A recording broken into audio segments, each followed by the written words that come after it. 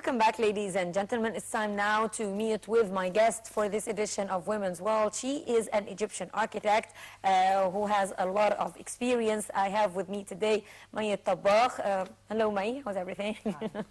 Well, I have a question. Actually, I have so many questions for you regarding your career and your interest in architecture, as well as the current style of architecture here in Egypt. And I would like to ask you so many questions. But first, we're going to take a look at your profile, then we'll be right back. Stay with us.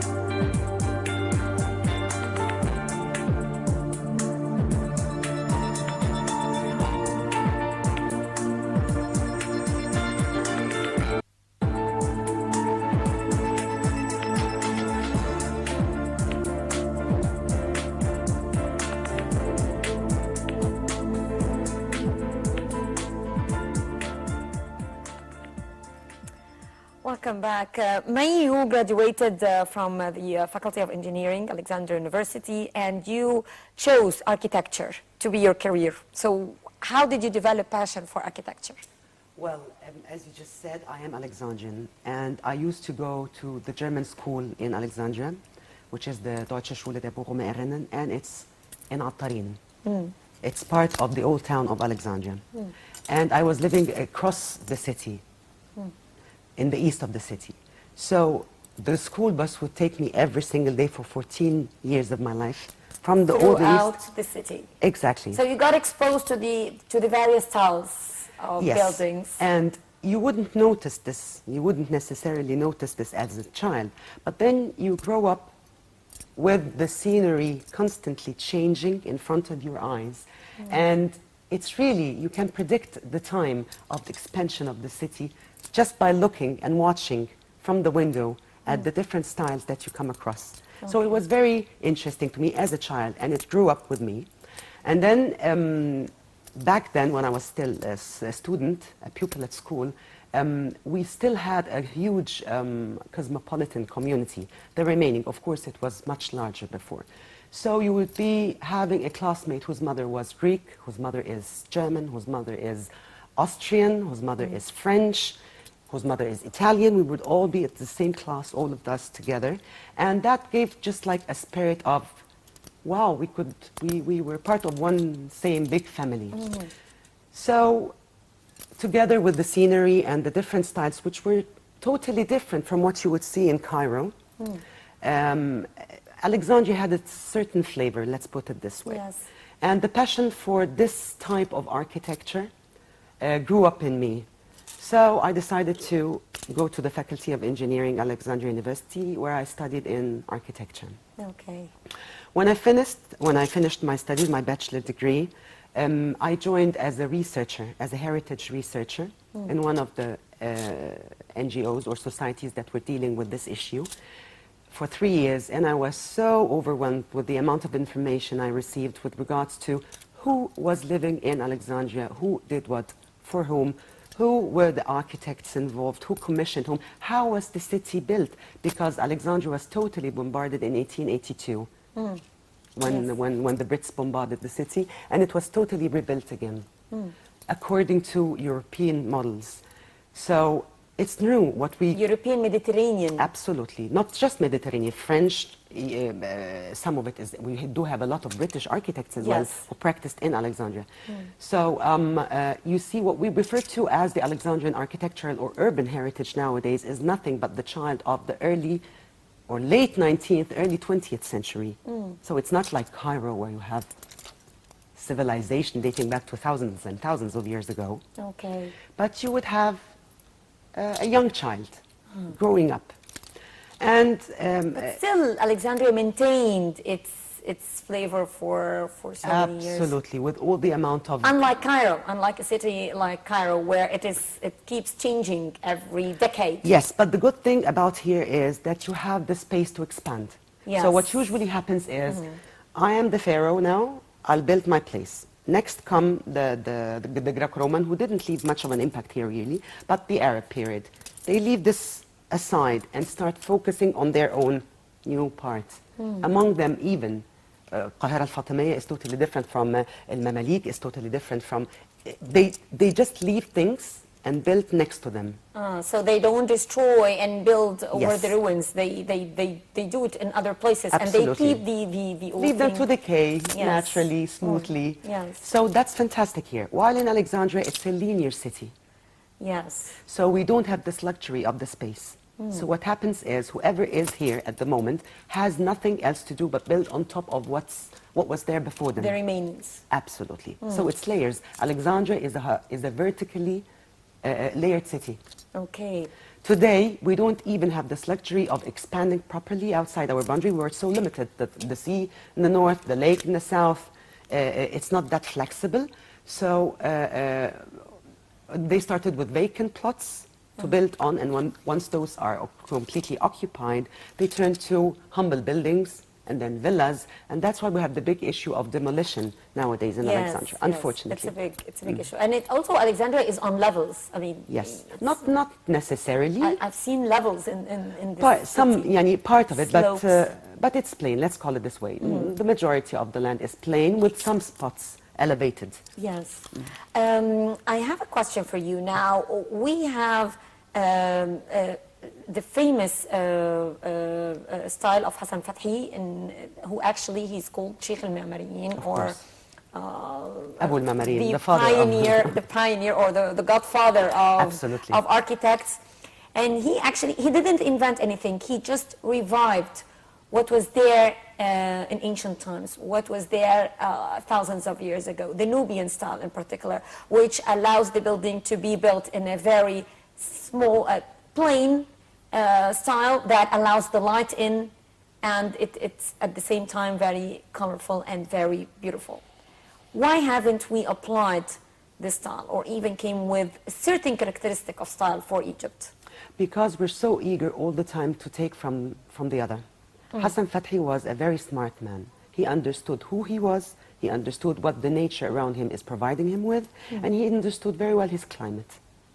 So all he did was just be aware of who I am and what resources I have in hand. And surprisingly, it works. You can't build an igloo here, and you can't build a clay brick building over there in the North Pole. Each region is equipped with what it takes for survival, and that's exactly what Hassan Fathi did. Nowadays, we don't want to stay or to maintain our traditional building technique and develop on it. We want just to copy, and that's very dangerous.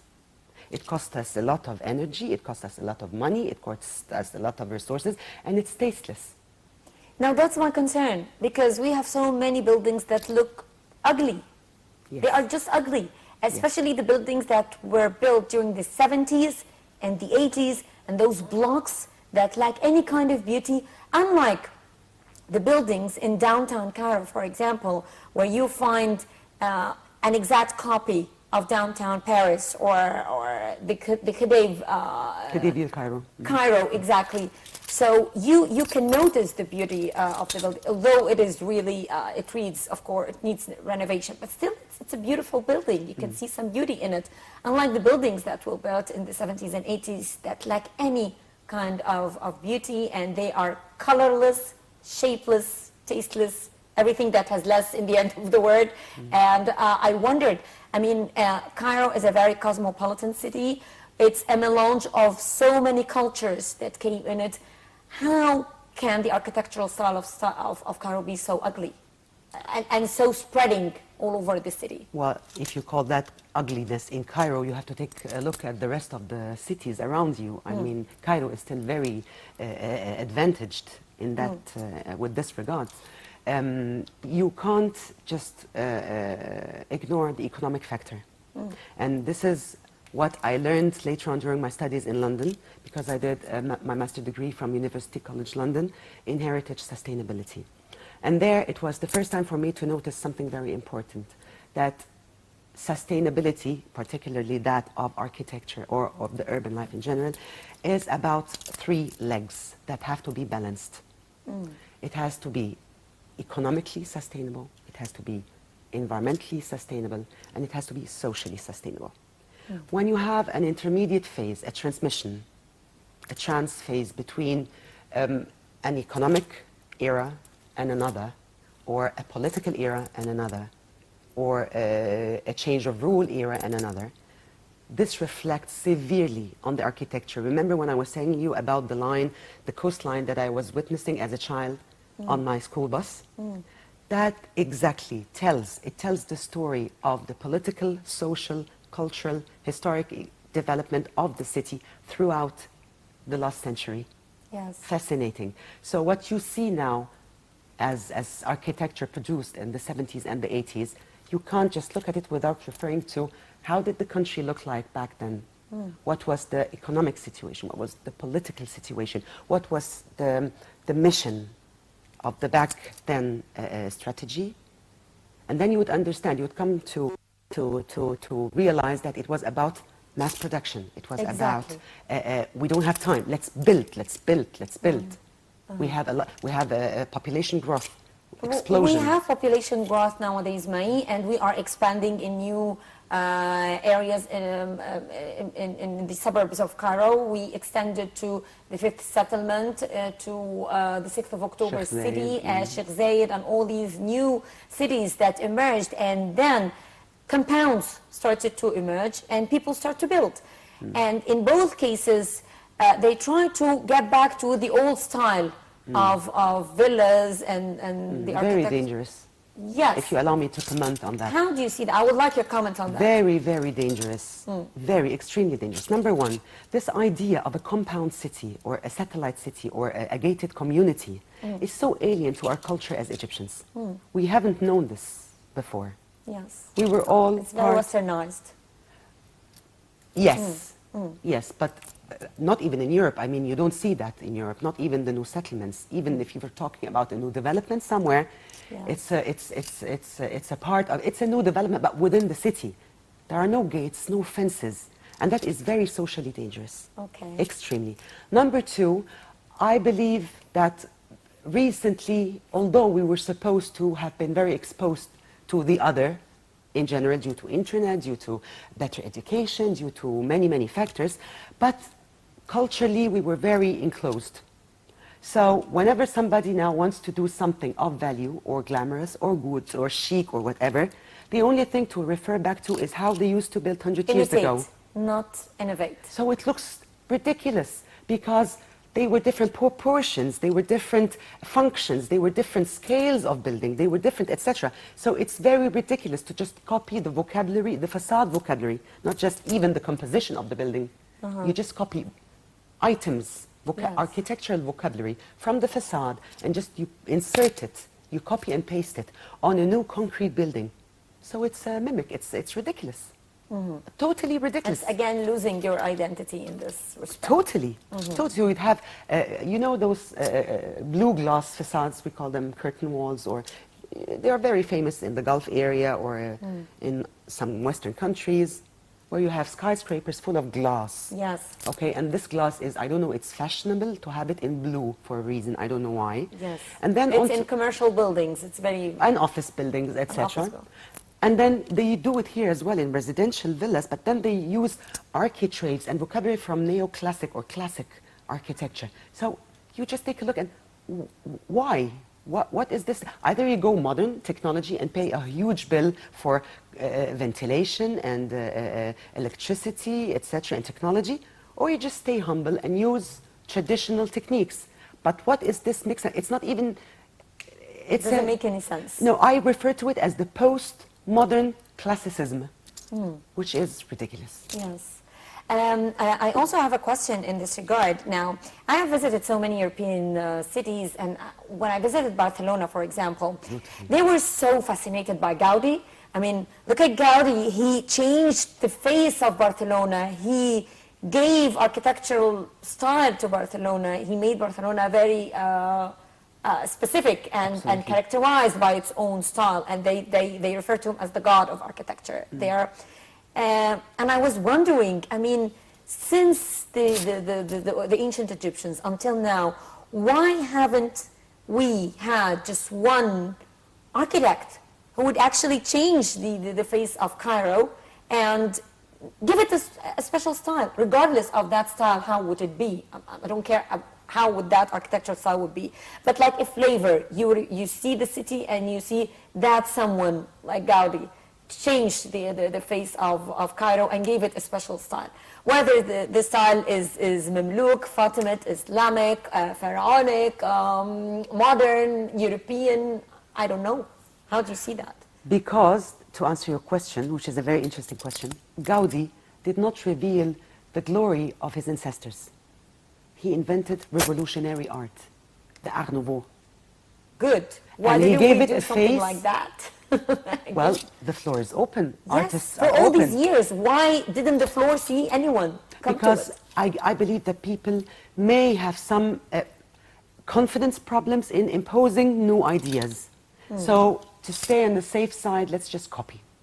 Yeah. Copy a bit of here, copy a bit. It needs energy. It needs enthusiasm. It needs, I am a revolutionary artist and I have a vision and I see myself in this place putting this on.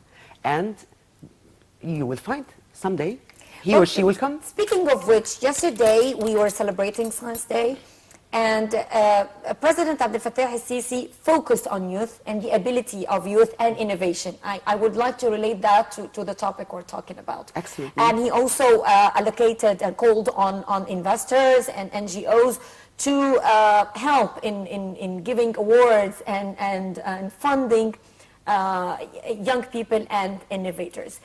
If we talk about architecture, do you think it's pure art, or is research or having some sort of innovation in this regard would actually make a difference? Absolutely. You can never refer to architecture as art. Part of it, it's art, but it's functional art. So without the function, it's nothing. It's culture. Yes. It's anything else. Function is the core of a proper architecture.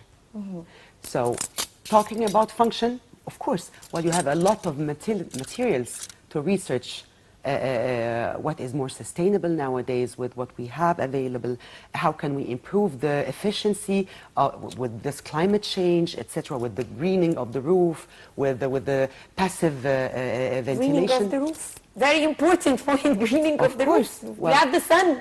We have everything. We have God everything. blessed Egypt with every single benefit on I'd like to see earth. the roofs of buildings cleaned, and I would like to see some green plants over there. Of course, And of course. it's very green is simple. Very simple. It does not have to be complicated. It does not have to be a competition and people come up with genius ideas. It's simple. It's nature. Use it. Well, I believe that with this call, we can wrap up this edition of the program. Personally, I enjoyed talking to you very much. I benefited so much from our talk. Thank you very much, Architect Mohit Tabakh, for coming to Women's World. Thank you. Thank you. And thank you, ladies and gentlemen, for being with us in this edition of the program. I'm signing off for now.